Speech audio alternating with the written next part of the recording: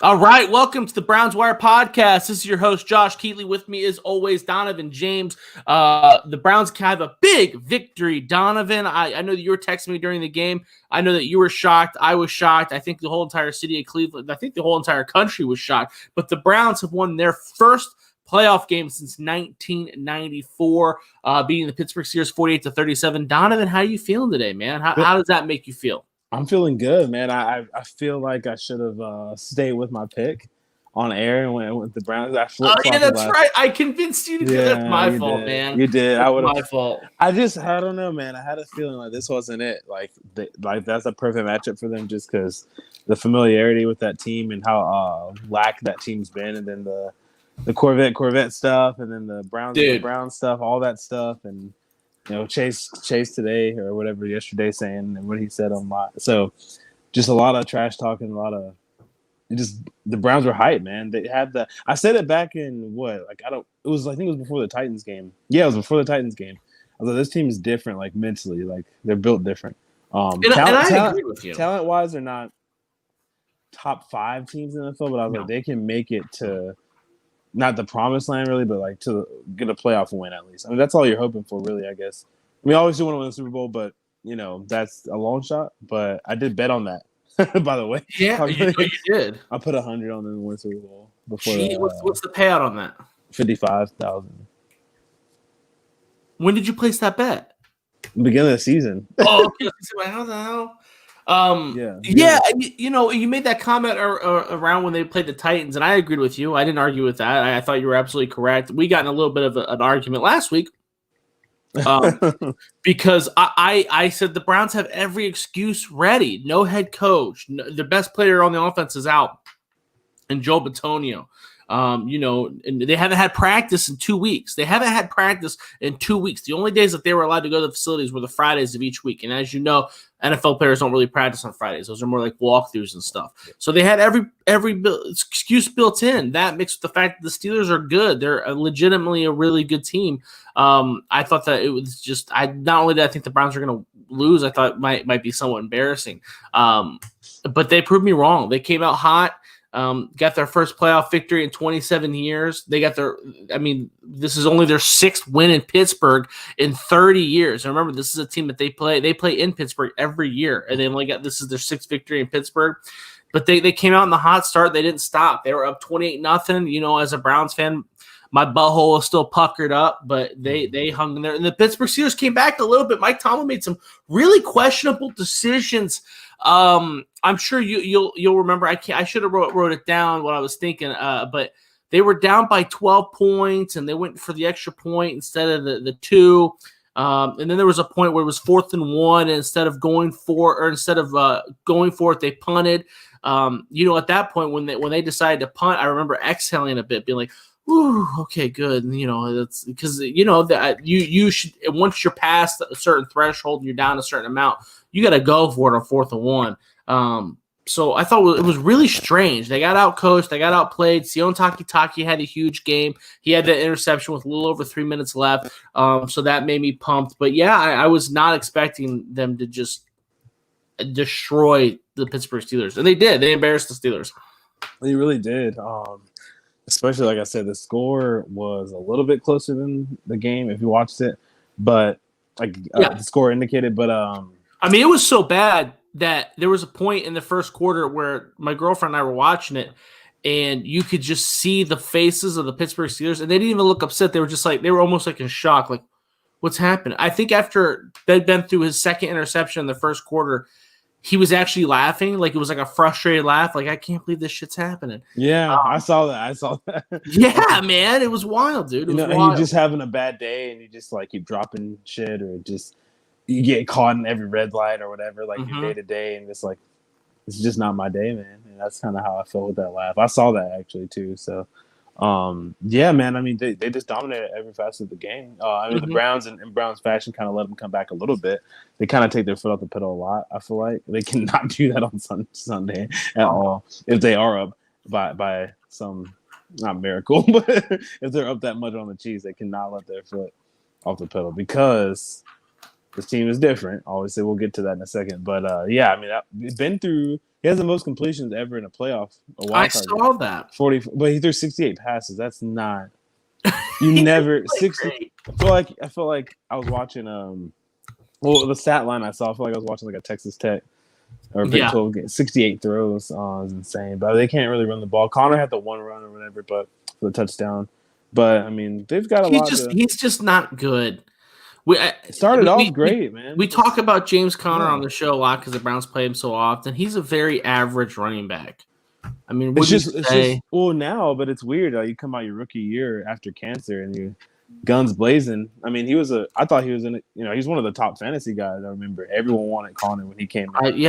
That's true. And then it just kind of, but he never really was supposed to be like a star running back. Like he kind of just started off his career good, but they drafted him pretty high. They drafted him in the 3rd round, I believe. Yeah, I mean, he's got a great story. I love him to death. Super humble, super nice guy. Yeah, one of the nicest guys I've ever met. I met him when he was at Pitt still for the award show when he won the, award for after coming back from cancer and everything. He's one of the nicest guys I've ever met in my life. But he has the kind of play as a running back that makes you. I could see why the Steelers bail early. You know what I mean? I can. I mean, he's not going to bust it. He's just not going to. Shit, I think Benny Snell ended up getting that. Benny Snell got a couple carries in there, mixed in there. I like Benny and James, but they need a speedster. They need somebody who can really like break a big run. If they want to keep Benny and James, that's fine. But they draft a really fast speedster. That'd be nice. I'm surprised that they haven't given Benny a longer, stronger look as the lead back. To be quite honest with you. Well, they did early in the middle of the season, but I mean, they throw a lot though. So, I mean, they're definitely a pass first teams with those receivers. Why wouldn't you be? But they still need they have to be able to run the football because I think Ben's not going to retire this year. He's not going to go out like that. He's got like 1 year left. I mean, he played pretty well for the most part of the season. You just got to protect him as much as possible. I mean, it was at one point it's an MVP discussion. Yes, early on, right. And he was playing pretty well. But as the season went on, he got worse and worse and worse. And he threw a lot of picks. Good against the Colts, though. He looked damn good against the Colts, and that was the last time we saw him in action. Yeah, he looked good. We thought with a couple weeks rest that was going to really, really help him. But really, for the Steelers, like that game, they need to make some changes and everything, and do. They haven't won a playoff game in a while, man. The Steelers, since that year they lost to the Jags and got upset.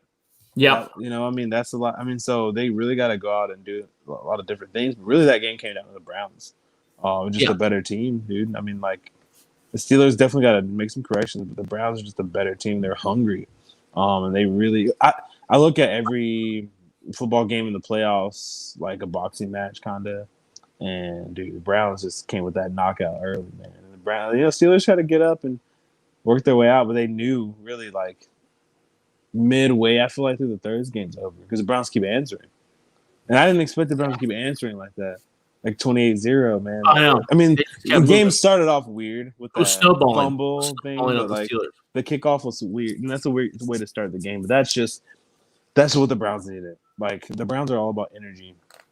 I feel like they're really a team based off energy, and it can go one way or another. Obviously, like the other bad side is like sometimes their emotions get the best of them. They kind of lose games because of that. But then they've been winning because of their emotions lately. I feel like in that spirit and that locker room, man, they're just different. Like I just kind of looked at some of the guys and was like, man, they just really wanted this shit. They're built for this playoff run. I think it was personal too. The Steelers aren't really the classiest, but I don't want to say they're not classy. That's a little harsh, but like they're not really. The Steelers are really not afraid to shove it in your face.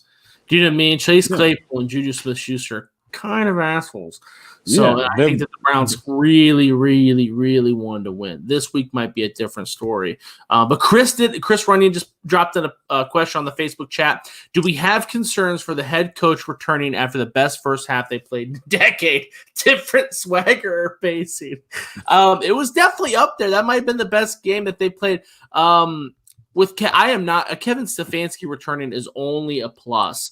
I think that the what he's done, what he had Alex Van Pelt I'm assuming that Alex Van Pelt was the one calling the plays on Sunday. The offense was moving like a fine-tuned machine. They got 2 turnovers really early, so that also, the defense was also moving and grooving. But I mean, I think Stefanski coming back can only help this team. Don't you think, Donovan? Yeah, I mean, you got to have your head coach back. I mean, that's an outlier. If they played that game, even probably like this weekend versus Steelers, like I think they'd win still, but they probably wouldn't be up 20-0 the first quarter. Yeah, that was kind of agreed. A lot of things just happened for that to take place. But yeah, you want Stefanski back. Alex Van Pelt's been a good quarterback coach in OC for a little while now, kind of working his way up the ranks, obviously since he was a player. But you want Stefanski back, and really like what I was saying before last week, the analytics behind what the Browns do and numbers game they play, you can you can't just plug Stefanski in and take him out or whatever, but like analytics will help you do that. I know what you mean. This is Kevin Stefanski's not like an emotional, like rah-rah, like Pete Carroll type coach. No. And he's also not. I mean, he's one of the. I think he's coach of the year this year, but I mean, you wouldn't probably say he's a top 5, top upper echelon coach. He's not in that top tier. I don't think so. Yeah, you got to be more proven. So I think that's accurate. Yeah, if he beats the Chiefs, I mean that's another story. But yeah, I mean, so he really, when it came down to those players, just played well, and Baker played his ass. I was like, Baker's got to play out of his mind, dude. And he actually, I mean, he wasn't really. It was more of I thought the defense more or less. It's so funny saying that the defense played lights out because they did allow the Steelers to score 37 points.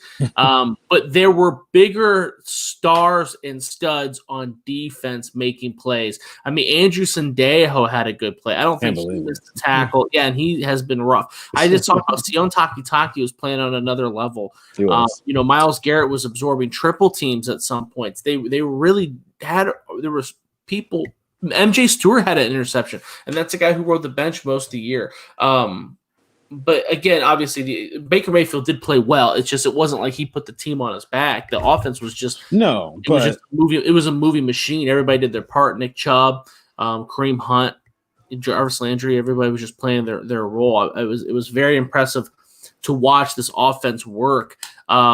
Chris has another question. Do you all slow the game down? Keep Hunt and Chubb trucking, grinding the clock, ball out of Mahomes' hands. Okay, so we'll get to the Chiefs in a little bit. I want to ask one more question in regards to the Steelers before we jump on the Chiefs train. So I listen to a lot of podcasts, all that stuff, right? A big theme that you're hearing is people wanting Mike Tomlin fired. And I heard that, and I thought it was absolutely insane. And you kind of alluded to it, that the Steelers haven't really won a playoff game in a while. He has a Hall of Fame quarterback. He won 1 Super Bowl with a team that wasn't really his. It was mostly Bill Cowher's team. I still think it's ludicrous. I think Tomlin's a great coach. I mean, they're constantly number 1 or number 2 in the division. They're always in the playoffs. They've always drafted, performed, produced well. I think that's insane. Do you think that's an overreaction, or do you think that's something that the Steelers are going to be considering? No, it's an overreaction. The Steelers have had 3 coaches in like 40 years or something like that. Right. He's good. They don't fire coaches. Like they didn't fire Chuck Noll after. Remember, he was like winning 4 or 5 games like back-to-back years. Stayed with them. Tomlin's for one, these guys will fight for Tomlin. Like if they even think about firing, there's going to be guys that come in that front office, and talk to the Rooney family, like, hey, like this is our guy. He's their guy. This is a young coach, in his early 40s still, and he's done wonders there. I mean, he just went 11-5, started off 11-0, and did get upset by the Browns there, but he hasn't lost the division or anything. I mean, now the Browns are up and coming. We know that. The Browns are a good team too. They're a good team, and they're coming up. And the Ravens, I love the Ravens, I love it, and I love the Browns. And the Bengals have a star player and some guys too, so it's going to be a tough division. To win it, but player. That's true. But I don't think they had a guy like Joe. Man, Joe's different, but a quarterback anyway. But anyway, no, I mean like that. You can't. No, he's not going to get fired for one. And would I fire him? No. He hasn't done anything. This is the NFL. Like that's like a basketball fire. Well, the Eagles fired Doug Peterson. It's not that insane. I think it's insane. Yeah, but that's a lot of. Other coaches have been fired. They have, but he's not. Andy Reid too. He's not pissing off the front office though, like Peterson. Like, there's no argument.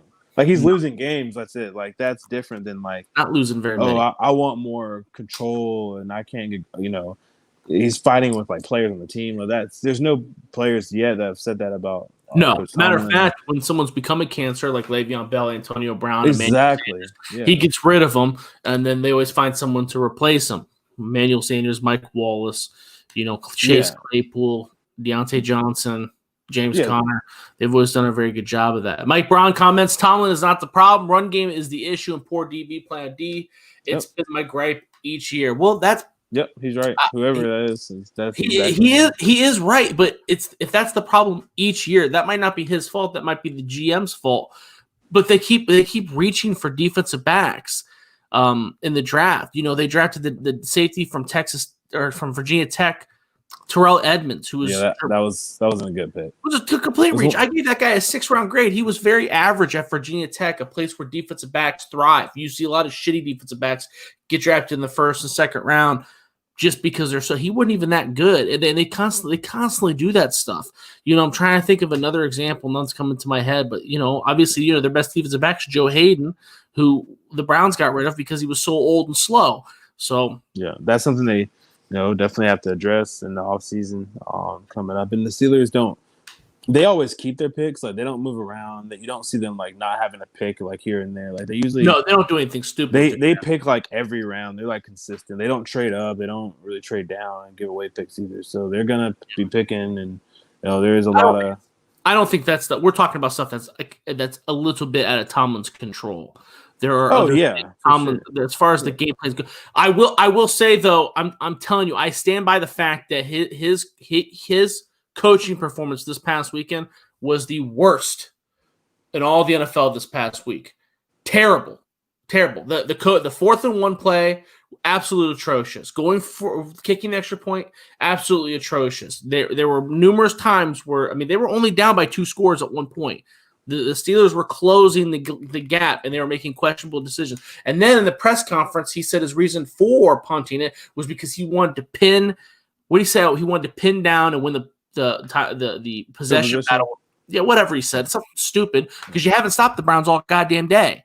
It didn't make it. His statement didn't make any sense. You didn't stop them all day. What are you thinking, dude? It didn't make any sense. And then the Browns went down and scored. It was just. Exactly.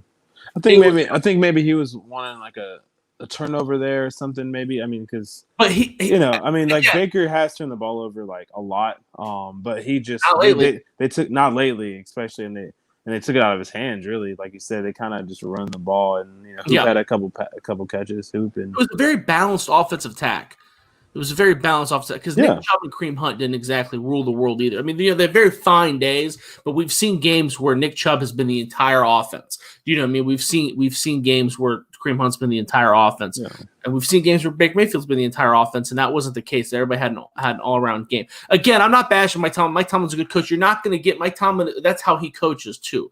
He's very rarely is he going to make the analytical decision. He's a very old school guy, and that's fine. Sometimes you win with that. Sometimes you lose with that. But it's very rare for him to make the wrong decision, not once but twice in the same game. And I was blown away by that. And I don't think that a lot of other guys. He comments again, Tressel ball. Jim Tressel, the Ohio State coach. That's well, I don't know about all that. Tressel would have thrown 68 times. So, no, Tressel would. So I know what he's trying to say, but not quite. Tressel would have still been running the ball, even though they were down by so much. He would have just ran the clock out. Yeah. So let's go ahead and move on to the Chiefs. Last time we saw the Kansas City Chiefs, they lost the Los Angeles Chargers 38-21, but it didn't really count. The backups were in. Chad Henne was the starting quarterback. The running back was Darwin Thompson. I think I wrote down Thakarius Keys and DeAndre Baker were the starting corners.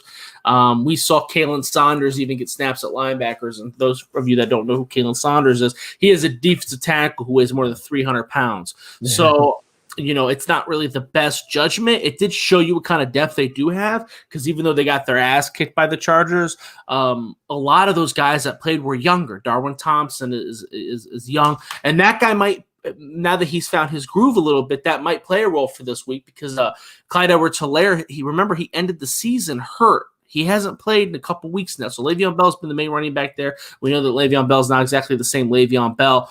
So maybe Darwin Thompson gets some more snaps. So that's something to monitor. We know Patrick Mahomes is a god. We know that these receivers are great. Tyreek Hill, Sammy Watkins, Demarcus Robinson. Those are the big three. But then we saw a youngster in Pringle have a very good game against the Chargers. I think he had 6 receptions or so. So we know that there is depth. It's not like if the Browns or if someone goes down that we're going to have some. If Jarvis Landry goes down, we're going to have some issues. If Tyreek Hill goes down for the Chiefs, I don't know if the Chiefs' offense stops. If that makes sense, their offensive line is also very good. Which is funny because some of their guys are Browns cast-offs. Eric Fisher, Alleghetti, Austin Ryder, who was with the Browns and got cut. I believe he was a CFL draft pick, Andrew Wiley, and then Mike Remmers, who was a New York Giants cast-off. I think he was a cast-off. I remember him being a big free agent signing.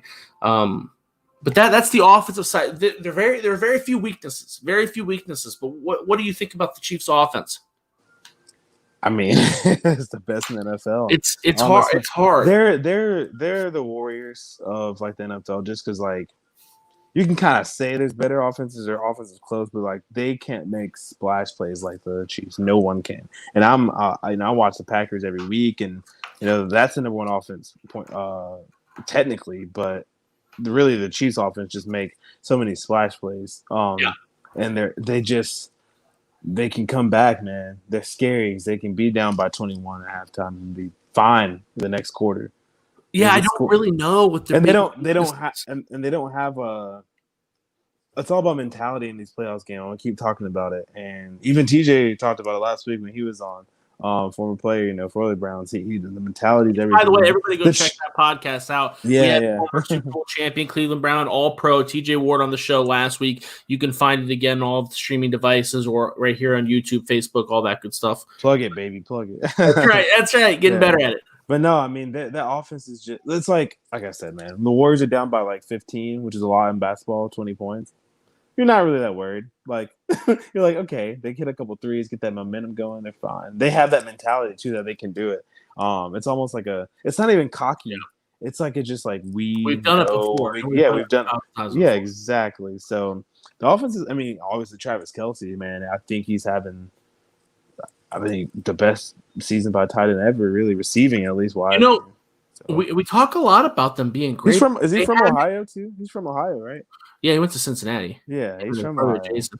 They haven't beaten the spread the last couple of weeks because I bet on them pretty consistently. I know, yeah, they have. So they haven't. There is something to say for that. Maybe they're winding down. I don't know. Now they are going to have the starters on the Kansas City Chiefs offense are going to have 2 weeks of prep. They are going to have 2 weeks where they rested. And they benched every starter. Their offensive line, not one guy that I read off started that game against the Chargers. So, no, I think they're fine. Like, they didn't beat the spread, and people were saying, "Oh, like they don't look as good." That is true. They don't look as good, but there was times again, like I don't want to compare this team to like the Warriors that won the title, but like there's times the Warriors that. Now, the basketball is different. You're playing like 82 games a season. They play like Sacramento Kings. They won by like 5 points. It's like we know the Warriors can beat them by like 40. Now, football is different. Like it's every given Sunday. Basketball's not like that because it's best of 7. Like you can't mess up in the NFL like that. So now we're in the playoffs and they're Super Bowl champs last year. But I mean, last year, even on their run last year, they didn't.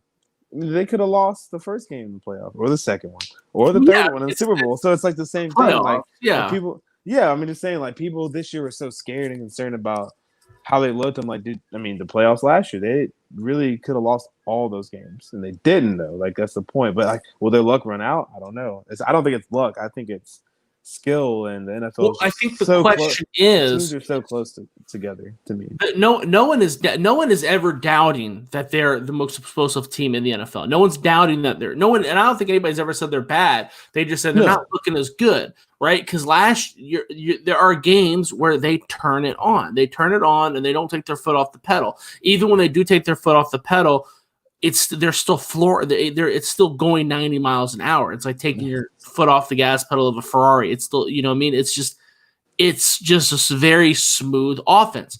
that has not the team. It has not been the case, and I think let's talk about the defense for a second. I think it's more on the defensive side and not on the offensive side, but it is something to note because the Browns are hitting their stride. They've hit their stride the last couple weeks. They are getting better. The question is where are the Chiefs trending? Because the Chiefs, to me, are trending down. They haven't they're winning games. They are winning games, but they had not performed up to expectations. We talk about the spread on here a lot, and that's not just because we're gambling and losing money, but that's because those are the expectations. Because you beat the Jets does not mean you played well. You have to beat the Jets by 2 touchdowns, right? Because that is the expectation. So the Browns are definitely trending upward, and the Chiefs are definitely trending downward, right? Wouldn't you say? I say they're about even. I mean, yeah, they're not being. I'm not talking about skill level. You're talking about actual like their trend. Their trend. Yeah, they would be down for sure. Yeah, I mean, I think like even percentage wise of the team, they pick like what team's going to win the Super Bowl or make it. Their percentage down. From a lot of people are on the Bills right now. Their trend is way up because the Bills have won 10 out of 11 games, and they've been rubbing people. Or the Ravens. I was really high on that Ravens team when they were still kind of like in a 9th seed. I was like, their schedule's easy at the end, and they're trending up, and that was exactly. Yeah, I mean, this game, is definitely 2 trends. One's kind of, I just don't, what I think 2 is coaching wise. Andy Reid, I feel like he always has something up his sleeve. Like he's so tough to. Well, and like, his game plan. He's got 15 as his quarterback. He's got those receivers, but he makes football. That you played like there's 2 or 3 damn plays and coaching changes that you can make mid-game that no one's gonna know. Like this game isn't scripted. It's like you don't know what's gonna happen. That's where the beauty of it is because we don't know what Stefanski's gonna do. This is his first playoff game he's coached, so maybe that's one of the problems. We kind of know it. We do, but he might have a trick or 2 up his sleeve. I haven't seen it yet. We haven't seen it yet. Right. But I guess that's the big question: is if the Chiefs, even though they are trending down, they start at such a high level that even with them trending down, I don't know if they're still better. They're still better than the Browns. They just are. But let's dive into the defense before we give our predictions. This is where I think that the Chiefs' biggest weakness is. I do think that they have a very competitive defensive line. They have Capsagnan. I never know how to pronounce his name. The giant defensive end out of Villanova that we talked about on your podcast a couple years ago. They drafted in the 2nd round. I don't know if they even drafted him. I think someone else did. He's been okay. But Frank Clark on the opposite side has been very good. Yeah. Chris Jones, Derek Nottie, those guys have been very good on the interior. The defensive backs have been very solid. Tyrann Mathieu, Daniel Sorensen. We even saw, DeAndre Baker's hurt now, so that's gone. But picking up DeAndre Baker had a sack on Justin Herbert. He's played a little bit of a factor since joining the Chiefs after being cut from the Giants. But again, he's hurt.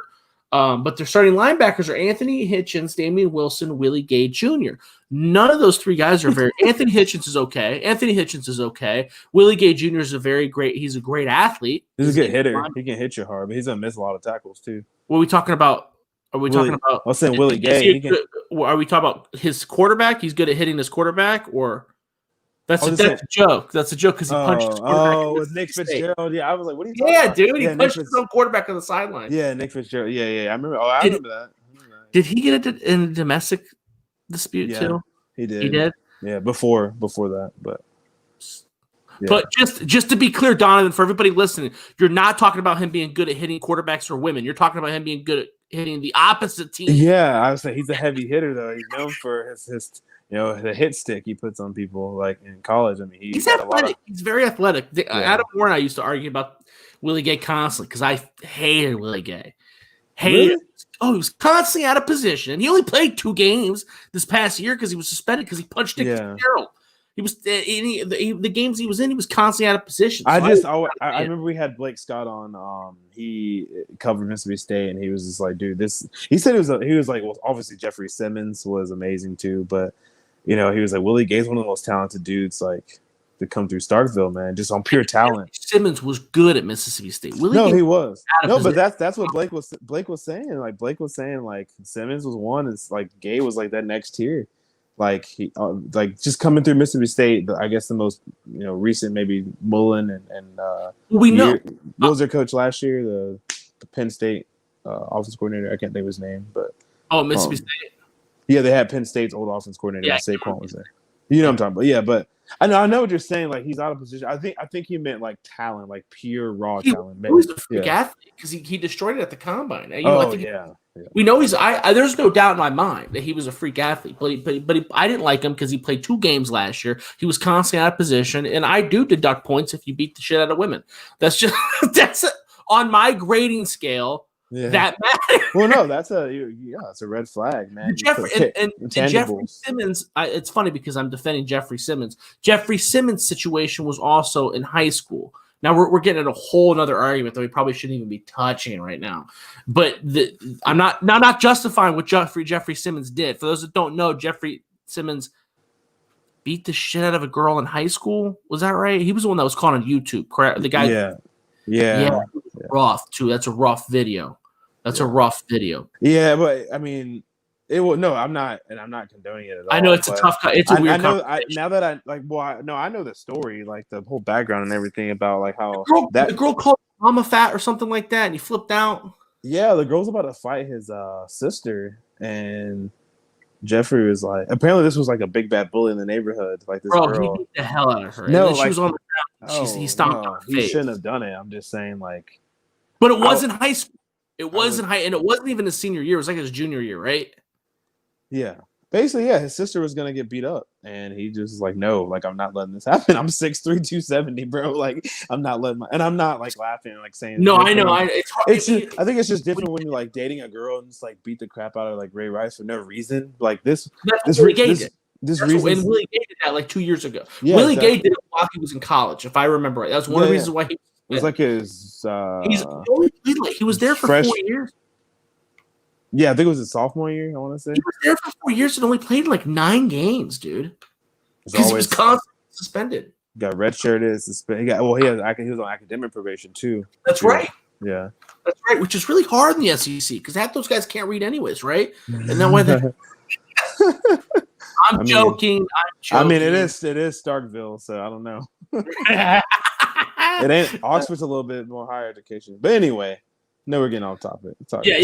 Now we're just making fun of Mississippi. Athlete, and he's had a good season, but he's hurt. We talked about him for 45 minutes, and it doesn't even matter because he's not even playing because he's hurt. And his backup is Darius Harris, who was another undrafted free agent from Middle Tennessee State last year. And if you asked me what my scouting report was on him, I would say I don't know because I don't even remember him playing. So to me, that's their biggest weakness is their defense, and specifically the linebackers. These linebackers are going to have a hard time wrapping up against Nick Chubb and Kareem Hunt, and even with Willie Gay in there. And again, Willie Gay's not playing; he's hurt. From my understanding, it'd be nice to get some updates on these. But my understanding is that he's not going to be playing. Those guys, they can't compete with those horses. Yeah, that's going to be a problem. I mean, if I'm the Chiefs, they're a lot smarter than I am, of course. But if I'm the Chiefs, I mean, you got to play the game out first, of course. What you want to do, I mean, if you're the Chiefs, because you know that's an issue. Like, the thing about Andy Reid, I think he's very, like, secure in what his team is. That's why he's, like, top 3 coach in the NFL, top 5, whatever. What you want to do, I feel like, is bring up Tyron to the box. You have to, because that guy – can play everywhere. It's Honey Badger. You know what he can do. He can be able to tackle you. He's going to be able to want to tackle you, for one. You got to have that mentality. Keep saying it. Some guys don't want to tackle Nick Chubb and Kareem Hunt, dude. It's hard. Yeah, it's hard. And I'm not saying you can do it. About it last week about how hard to tackle a guy like that. You're going to really have to trust Sorensen really in the back and for him to kind of make it. Because Sorensen makes plays, man. Like, he's not he's not bad. Good. I like him. He's always just around, like, very underrated. You know what I mean? Like he just does the right thing. And so I like him. He's gotten a couple. He got that pick last year in the playoffs. I think 2 picks in both their games before the Super Bowl. And I just like him. So you trust him in the back end and do try to do some exotic things. But Tyrann Mathieu is going to be the key player on that defense. So that brings up Chris Running's question from earlier in the pod. Do y'all slow the game down, keep Hunt and Chubb trucking, grinding the clock, bottom of Mahomes' hands? 100%. 100%, that's my game plan. I fully expect Kevin Stefanski, and that's kind of what I was alluding to earlier when I said Kevin Stefanski is going to be extremely predictable, because that should be their game plan. I'm going to give it to Nick Chubb. I'm not going to incorporate Kareem Hunt into the game plan unless Chubb is tired and needs a rest. I'm going to give it to Chubb every chance I get, and I'm going to hope that I can get to my whole game plan, because the interior of that Chiefs defensive line is very good. The edges are okay. Frank Clark is very good off the edge, but he's a good pass rusher. He's not the best run defender. Would you agree? No, he's a pure pass rusher. Right. So and we're going to have Joe Bitonio back as well. If you can get to the second level, Chubb should be able to really, really, really. That is the game plan.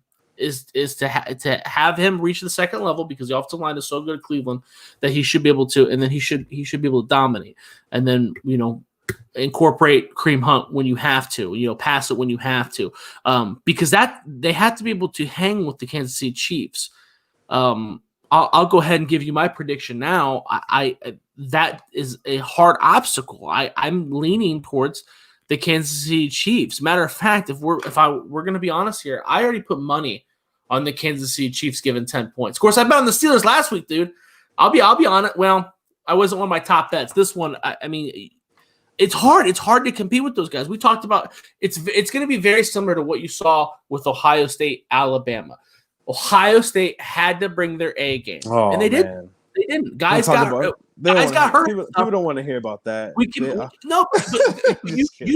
you saw glimpses of, man, if they were healthy, or man, if they did this right, or man, if this happened, because Justin Fields is a god, right? Justin Fields would be Nick Chubb for Cleveland. If everything goes right, if Patrick Mahomes makes one mistake, if he throws an interception, or he's out of drive, or something like that happens, and then the Browns can keep him far away from the football and grind the clock with Nick Chubb and make sure that they score every time they have the ball, they can win this game. But that's a lot. That's a lot to ask, because the Chiefs, they can slip up and still win this game because they're fast-paced. They can score every time they have the ball. And Patrick Mahomes is a god. And Andy Reid's a god too.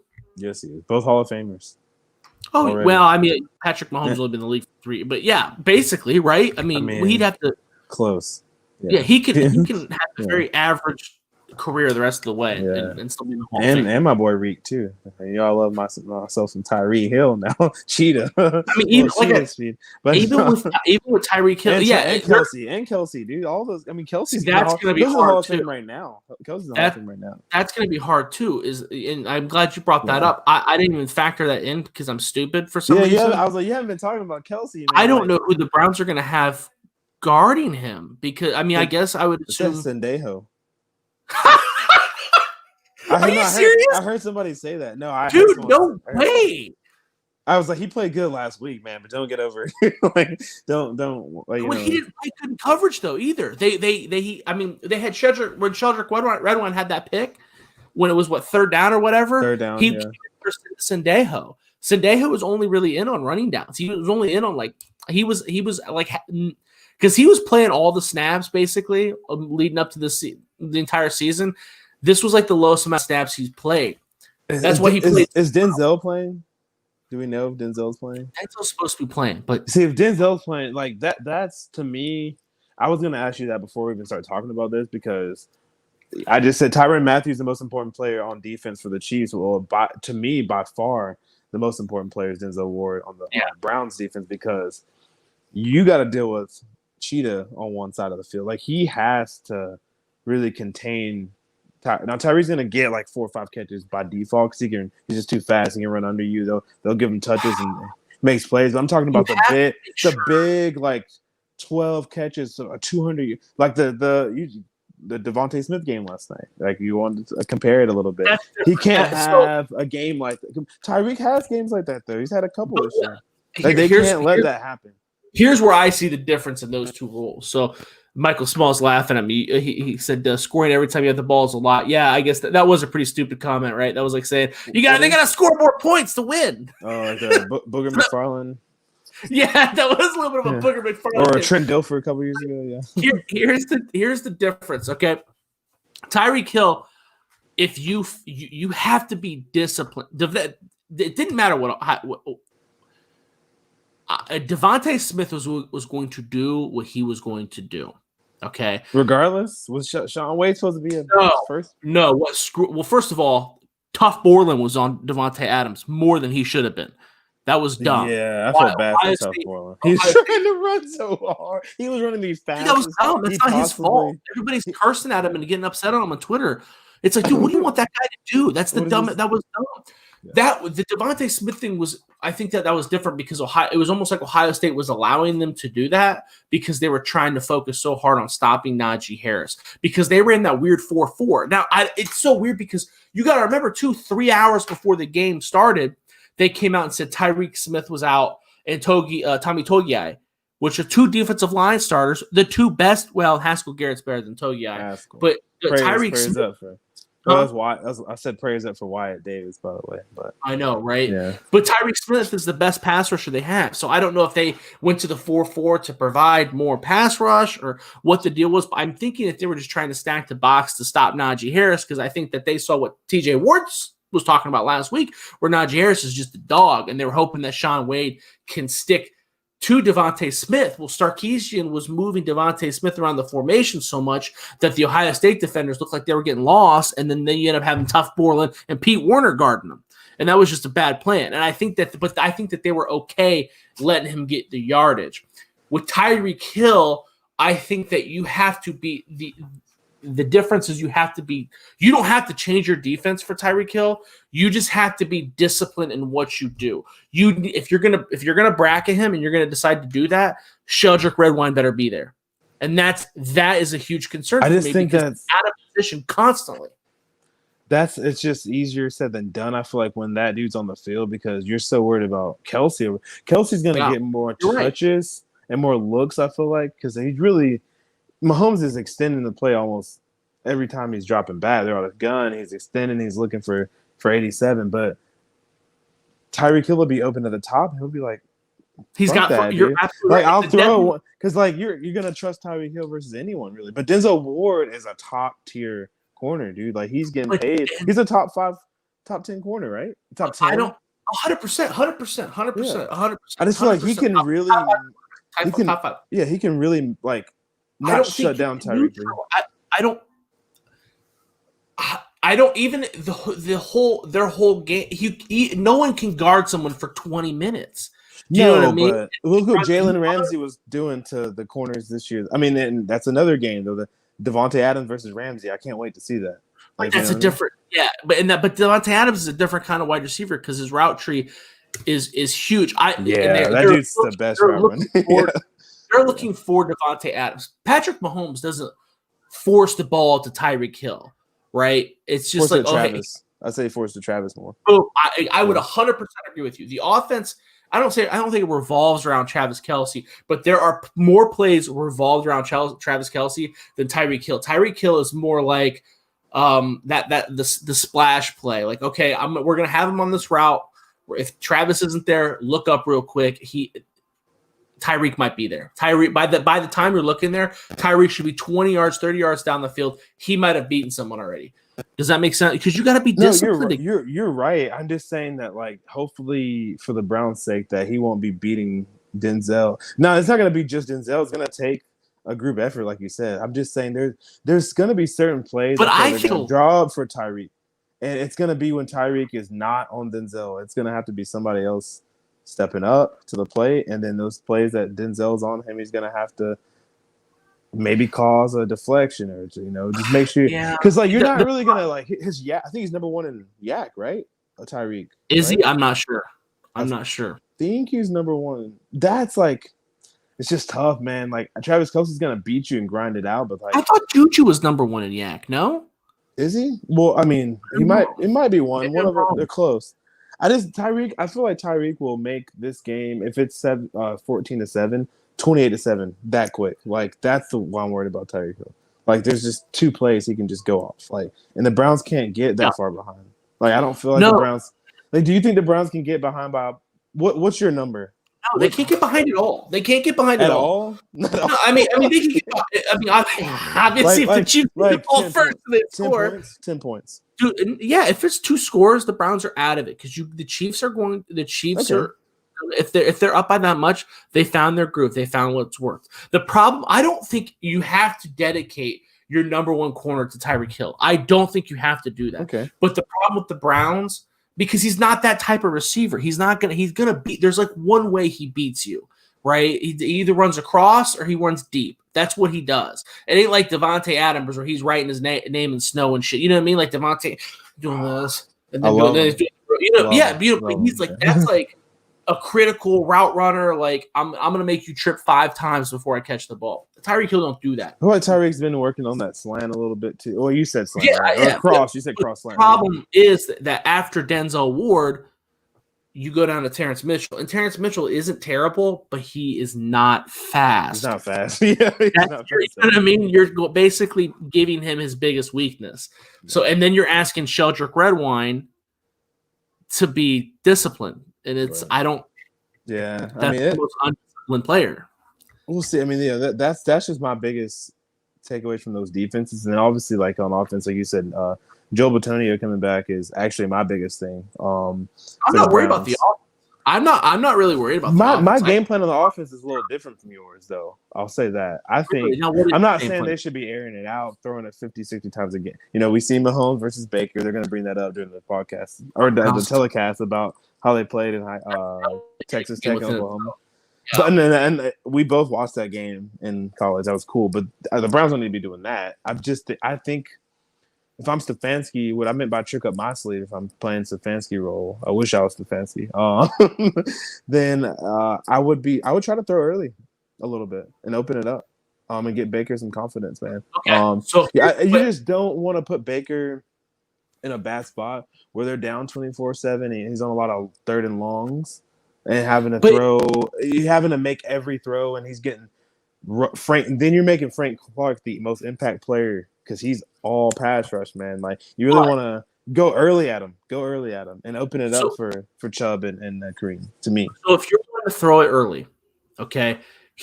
I don't think that's a bad plan. Okay, it's not like the Chiefs are laced with all-stars in the defensive backfield.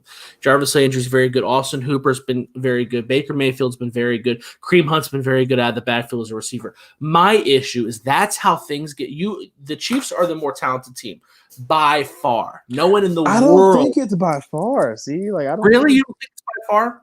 I don't. I think it's noticeable. It's noticeable. Okay. The Chiefs are at 9. And the Browns are 7.5. Sure. I think that throwing it early, you can get out of your. If something goes wrong when you're passing the ball, like if you go 3 and it's easier to go 3 and out when you're throwing the ball, right? That's true. If you do nothing but you go faster. Maybe it's not easier to go 3 and out. Faster and out. It's easier and faster. I would agree. Yeah, and then second of all, if you get 3 incompletions in a row, or if there's a dip in production in your passing game, that's more of a hit to your momentum than if you run the ball and nothing happens. Because when you run the ball, at least you're making them feel it, right? And you're not, very rarely are you going to get pounded for negative yards, right? You may get 2 yards, 2 yards, 2 yards. Oh, damn, it's 4th and 2. We got to punt it. But you're giving it to them. You're laying it to them. You're laying the wood. You're trying to dictate the physicality of the game, which is what you're trying to do with this road grading offensive line. The passing game, I just feel like it has the potential to snowball. And we love Baker Mayfield. I love Baker Mayfield. I think he's a top 10 quarterback in the NFL. But that's a constant conversation that we're having is he a game manager? Can he win the game?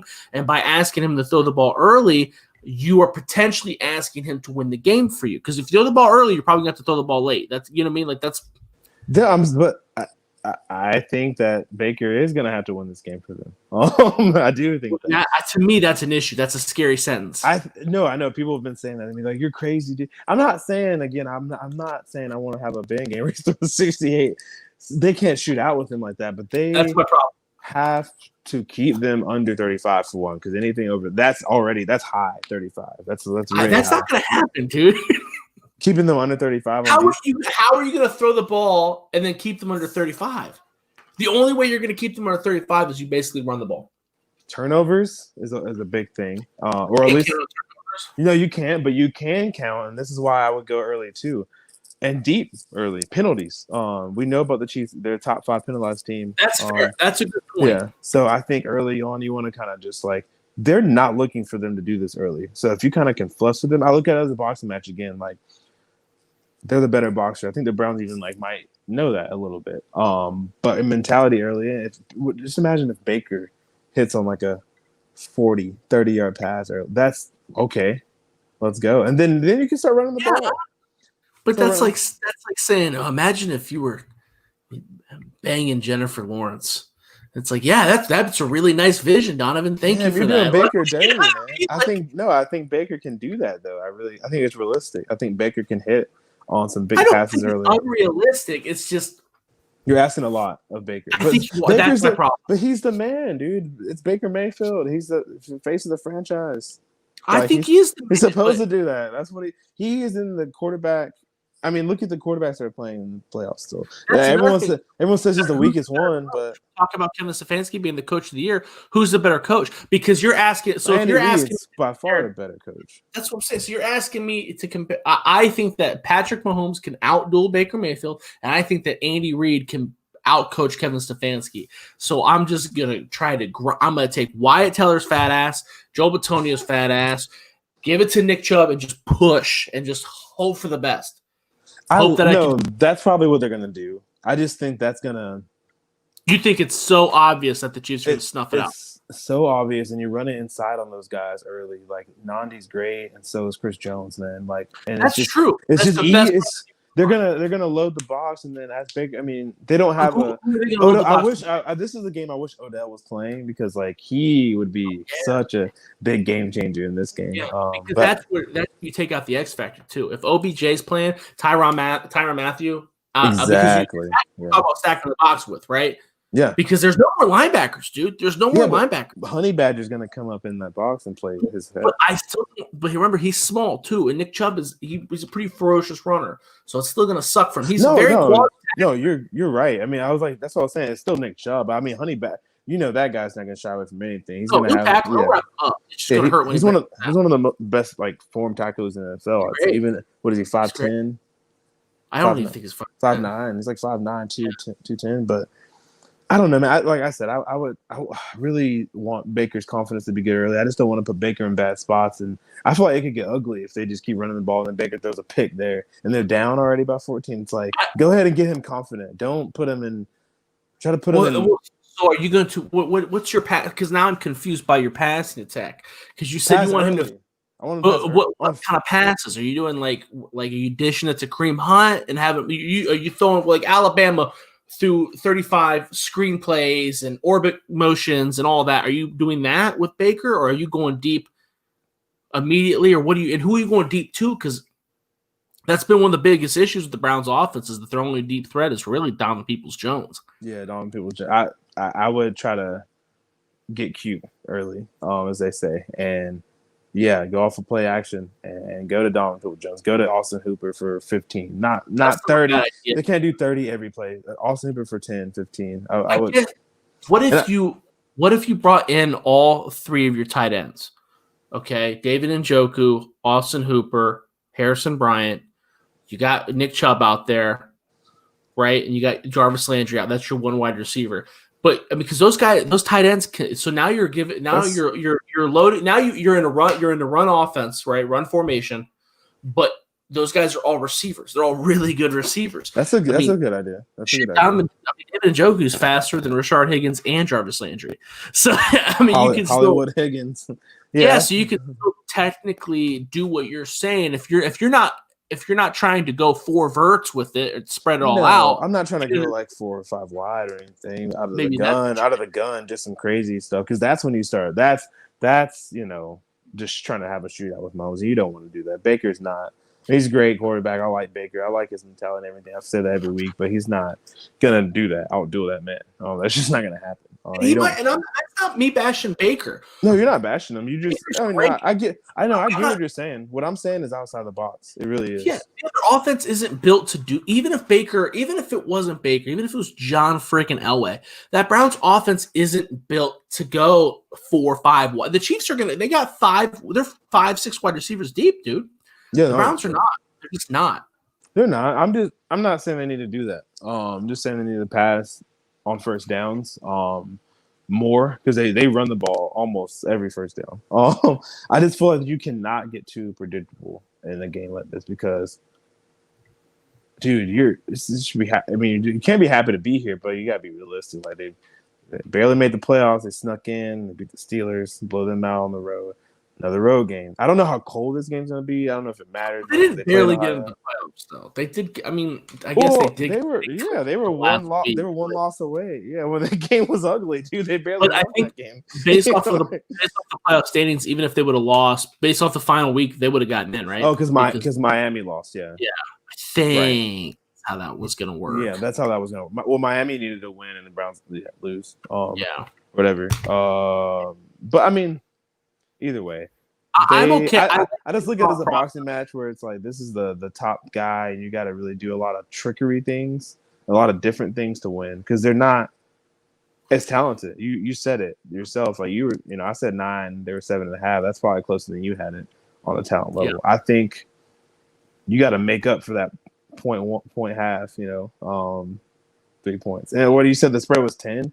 I think. I was surprised it wasn't 14. People are on the Browns right now, man. Y'all how does it feel to be the darlings of America? Apparently I don't know how to handle it because I bet against them last week. And then I bet against them. I don't know, man. I think they cover. Well, yeah. 10? It's 10 right now. 10 points. I'm gonna go ahead and tell you I had it 35-24. So I guess that's 1 point over. So you're with me. So I am with you. But I think the Browns gonna shit talking and you're on my side. 35-24. But the Browns can win this game, man. Oh hell yeah. I never said they could. It's just like the Ohio State Alabama game. Well, I mean Ohio State's Ohio State now closer to each other. You're giving KC way too much credit. What? They're not. Do you think the gap? You think the gap is farther away from Alabama, Ohio State than KC and the Cleveland? Nobody was going to be Alabama ever. Like I don't think at all. See, I think the gap is closer for Ohio State, Alabama than it is for KC, the Browns. I don't think so. not at all. You got to remember, dude. Trey Smith was hurt. Trey Smith got hurt the first goddamn play. Did you see how defeated Justin? Dude, you got to feel bad for Justin, dude. As soon as he got hurt in the very first play. Like that. I know all that, man. Like I just don't. That team wasn't. That team wasn't. They were gonna. Ohio State wasn't gonna win. I first of all, I bet on Alabama. I told you that. So I'm aware. You're smart, man. I said you were smart. Yeah. So I'm aware, but I do think that the gap was closer. If you're asking, I would say that I think that the gap between Alabama and Ohio State is closer than the Browns, the Chiefs. And we didn't get a fair look at what that was because so many things went wrong for Ohio State. I do think, there's just, we talked about the defensive line, the two guys in the defensive line being out. And I don't think Trey Sermon is Zeke Elliott, but Master, and I hate bashing Master T because his name is so cool. Master T. I love when everyone says that name. And he runs he looks like me he looks like a way better version. I hate bashing him because that's how I ran. I was not good at anything, just running forward when I played. So I hate talking shit about him. But he's not Trey Sermon. He was dropping balls. He looked clueless. He was so slow on that fourth down play. He tried to bounce it outside. I'm like, what are you doing? You weigh 230 pounds. What are you doing? Just it was rough. He just wasn't Trey Sermon. That really screwed. And Justin Fields. Remember, Justin Fields was all hurt too. Well, he only ran it. I think he only took off twice, and it was scary looking. Like it was like, oh no, yeah, oh no, just a bad way for them. I don't know. I think the Chiefs are the best team in the NFL, but I don't think it's really by much. Like I don't know. I didn't say that either because they're not a complete team. See, I think that based off of what I know, what I've seen. Are they your favorite to win the Super Bowl still? No, dude, no. You're in Buffalo. Everybody's saying Buffalo now. I'm embarrassed to tell you what I think. Who your favorite is? What's the rule? Who I'm thinking, dude. I got this weird feeling about the Saints, man. I told you that a couple weeks ago. Every time someone hands them shit, they turn it into gold. Mike Thomas got hurt. They figured it out. Drew Brees got hurt. They shoved Taysom Hill out there. And I love Taysom Hill. So do I. We talked about that too. Yeah. But he's not good. He's not. Whoa. And he's played great. They haven't good. Like, huh? I said he played good. He doesn't have the velocity. Sean Payton's one of the best coaches too, from that Andy Reid, the coaching tree too. So yeah, he's doing a great job. And he's done a great job designing an offense around Taysom Hill's skill. Taysom Hill does not have the velocity that you want in your starting quarterback. They scare me. That's a good team because, as a guy, I watch the Packers every week, and if someone asked me the team that would scare me the most in the NFC, obviously it'd be the Chiefs. But if we do play them, I'm gonna be scared. I'm not really scared of the Rams. Even though I'm always scared because I'm just a nervous wreck about the Pack. But I'm scared of the that went out of the Rams won that game not because the Rams won, but because the Seahawks are idiots, dude. I don't think they should have fired Brian Schottenheimer either. I'll go on record saying that. There has to, because he is a good offensive coordinator and he runs a good offense, but you have to have someone talk to him about, listen, you have Russell Wilson. You have if Brian Schottenheimer was with the Cleveland Browns or the Minnesota Vikings, there's 16 franchises that would really like, or the Chiefs, the Chargers. There are a bunch of franchises that could use an offensive play caller like that. But when you have Russell Wilson and Chris Carson, dude, right? Yeah, I just think I thought the Seahawks were a little overrated anyway, and then they had 3 starters on defense. Their defense is already bad. I just think it wasn't their year. They were kind of a trendy pick, but I was like, dude, this is not their year. They were trendy because it's they have Russell Wilson, and they didn't give Russell Wilson a chance. He had chances, man. He threw that pick early, You know what? He did not play well. He played well. He played the worst game I've ever seen. He hasn't played well the last couple weeks, to be honest with you. No, he hasn't. They were talking about that on Pardon My Take. I was listening to that, and they're just like, it's the first time we've ever blamed Russell Wilson for a loss. Because he's up there with Rodgers and Mahomes and Drew Brees and Tom Brady, but those guys. This is an interesting thing that we should talk. We'll talk about this tomorrow. We got a couple more questions that people are asking us, and we've hit the hour mark. So let's answer these questions, and then we'll go to our predictions and log off. Michael Small asked, he says, Sean Wade is so overhyped. I don't get it. Watching film of him, it was obvious he'd never had the hips to stay with Smith. Sorry, I know this is a Browns cast, but you brought him up. That's actually a topic. We are getting towards draft season. Let's go ahead and talk about Sean Wade just a teensy bit. We'll talk about him a little bit more in the offseason too. I think Sean Wade is great. I think he's one of the best defensive backs in Ohio State history. I think he was played out of position. Ooh. And I think that he was the defensive coordinator did him no favors by playing him on the outside.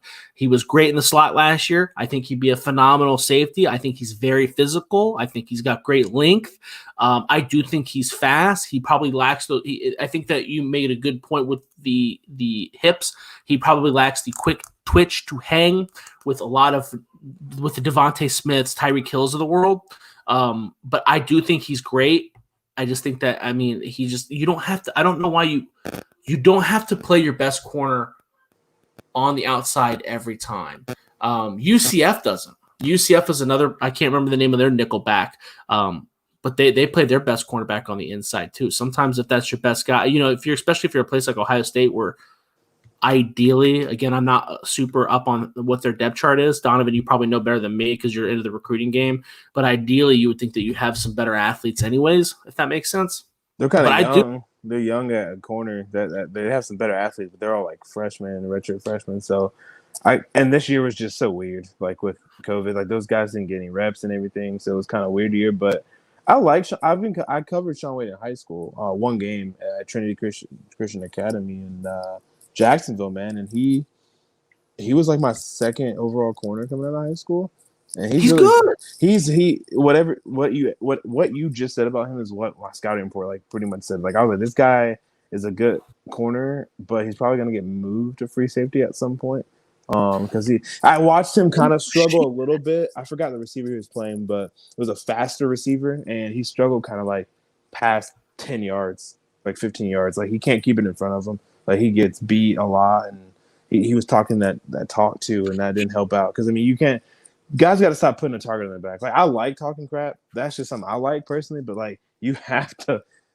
Juju and you gotta back up. Claypool and now Sean Wade because he called out Devontae. It's just like, dude, come on. Well, and he didn't talk shit though. That was like the classiest way. He's like, I want to guard the best wide receiver. So it wasn't like you don't need to say all that, dude. Like just say that's fair. Like, you don't need. This man just won the Heisman as a receiver, dude. He's the best receiver ever, probably in college football, season wise. Maybe it's the best season I've seen. But he doesn't.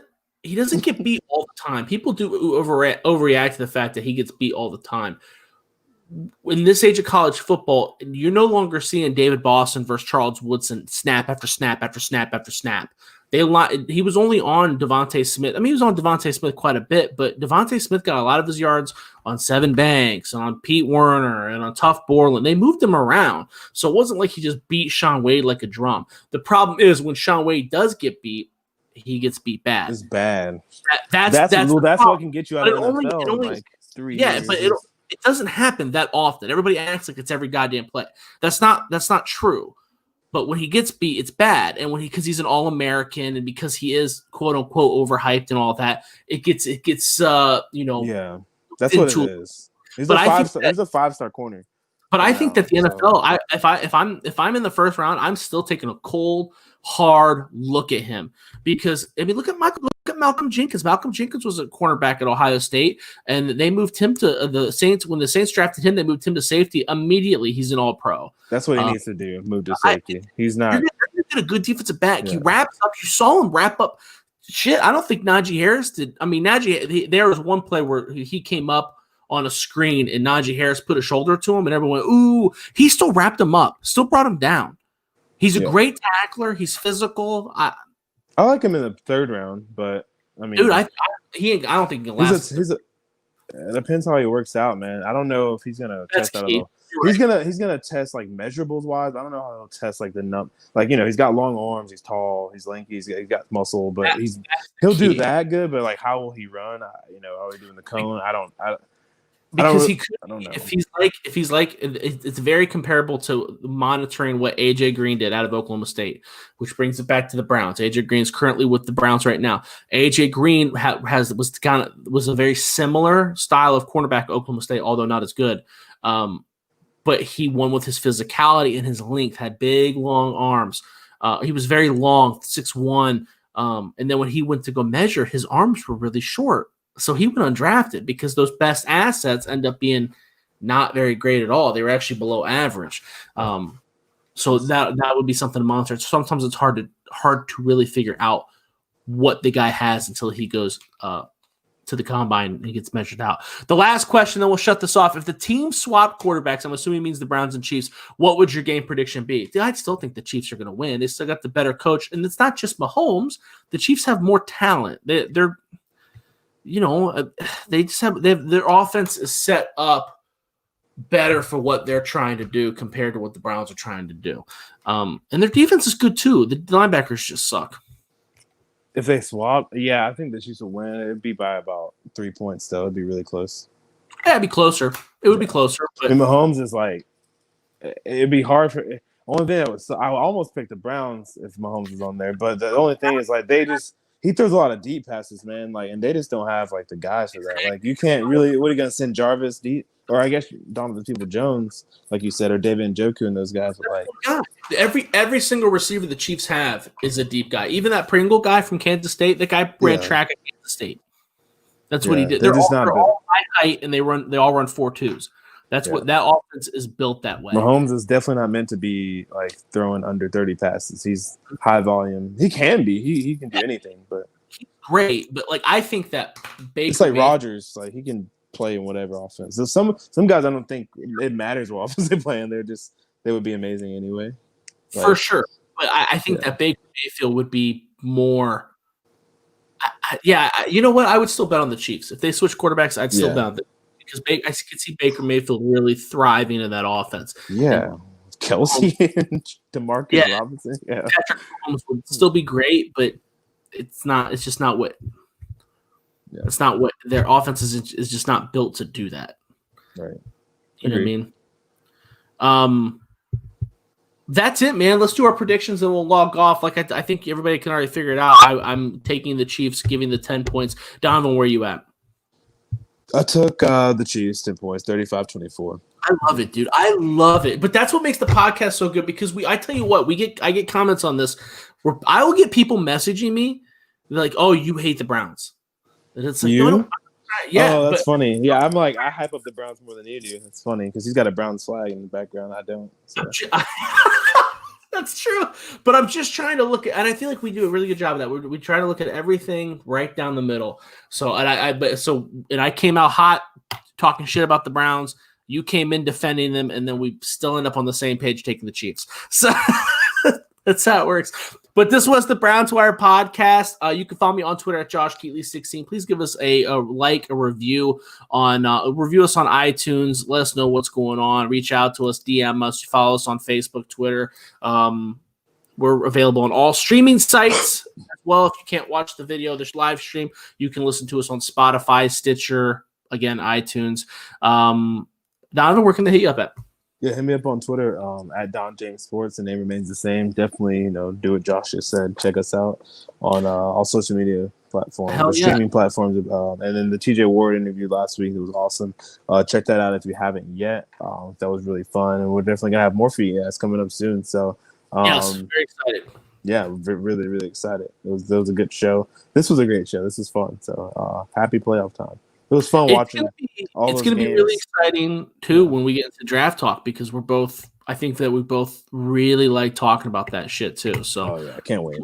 We'll get some prospects on for you guys to interview and all that good stuff. But yeah, go back and listen to TJ Ward. I was laughing my ass off when I went back and listened to it, and he compared Von Miller and DeMarcus Ware to Obi-Wan and Luke. I thought that was so funny, dude. Yeah, definitely go back and check out that Star Wars reference. And we are out.